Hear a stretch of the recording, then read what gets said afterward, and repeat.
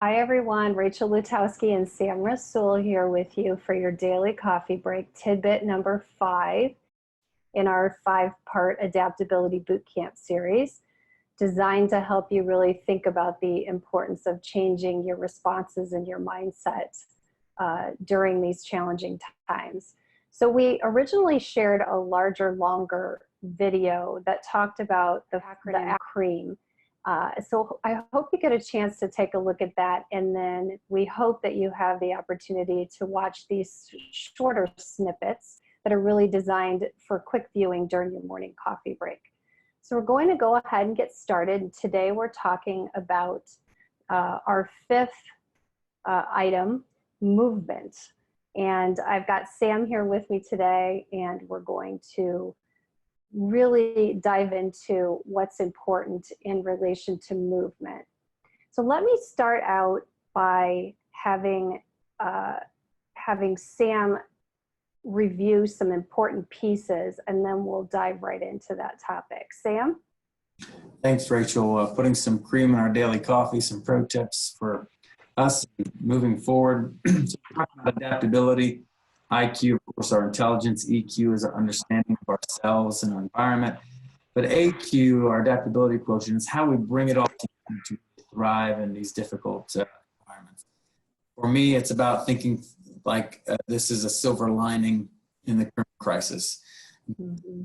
Adaptability Bootcamp gives us an ability to unlearn and relearn some important things. We've been doing that by talking through this CREAM strategy, which is to help us understand that communication, routine, empowerment, awareness, and movement are all important pieces to our daily lives right now. Today, we're going to focus on movement. So movement, again, a critical factor, just as important as the other 4 strategies that we have mentioned in our other video snippets. And so let's go through some of the basics here. Even if you're just doing some small stretches for a few minutes in the morning, that's really important to your body. If you can get yourself into the routine of working out, if you were someone that went to the gym on a regular basis, you know that that's a huge part of your life, and you need to make sure that you're continuing in some way. And I know for a fact that there are tons of apps and opportunities for you to be doing virtual workouts. I've seen hundreds of them recently. Additionally, yoga is something that I do every day, and it really is very important to my mindset and my physical well-being. And it's not that difficult to do. If you just do a few simple yoga poses, it can take you maybe 5 or 10 minutes. Number 2, get fresh air regularly. Really important for you to go out and take a walk, go out on your front porch, your back porch, your backyard if you can. It's really, really critical for you to get out of the environment of the house that you're in or the apartment that you're in, so that you can take a few deep breaths and enjoy that fresh air. And then the 3rd basic that Sam and I want to share with you is active gaming. So Sam, tell us a little bit about your thoughts about active gaming.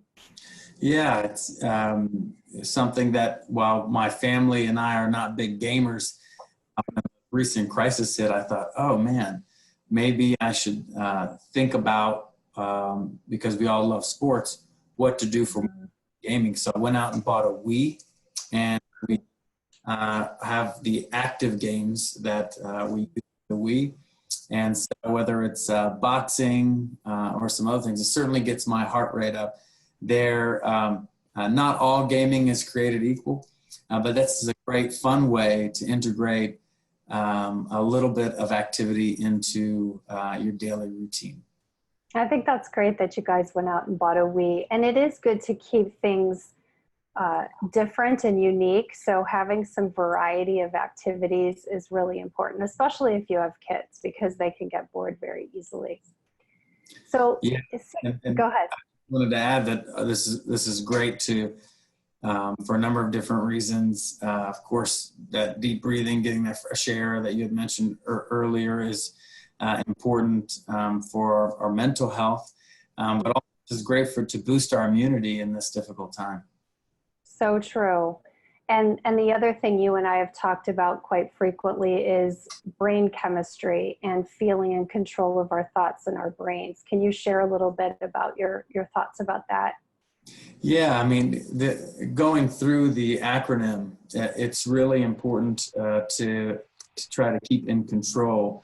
And so there are these actual tactics that we can be using, that deep breathing, the yoga you had talked about, actually helps us chemically to be able to have more control over maybe the inner battles that are happening in our minds on a daily basis. And to me, it's important to think through this stuff tactically on a regular routine.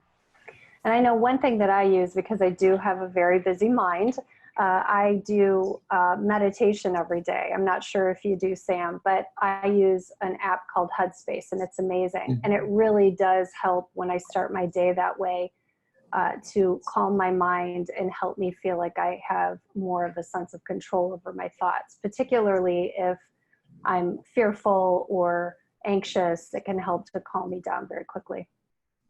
Yeah, I think that's a great tactic to be using. And there are little videos online, as well as other apps that can be useful for younger children as well. Absolutely. So let's take it to the next level with movement. Sam, talk to me about one-on-one walking meetings. Yeah, so many people probably have used one-on-one walking meetings where instead of having a meeting in your office or in a room, you say, let's go for a walk and talking through things. Let's take that virtually now. Now, one big disclaimer, you want to make sure that you're staying safe. Go to FaceTime or Zoom, bring your phone along and have this conversation with someone, making some eye contact as you're moving along, I think is a great way to integrate a little bit of physical activity, get some fresh air, and at the same time, make a small agenda of one or two things that you want to talk about and be able to check those off your list. And don't forget to have a little fun with it. You can show people your neighborhood, give them a tour around your house, show them your pets. We've got a new pet rabbit at home. You certainly want to integrate as much as you can from your daily life. That's such a great idea and such a great reminder. I have not done a walking meeting for years, and I think it's something that I'll probably be doing this afternoon when I have a couple of my phone call meetings. So Sam, thank you so much for joining me during this 5-part adaptability series. We really hope that all of you found this cream for your daily coffee to be helpful.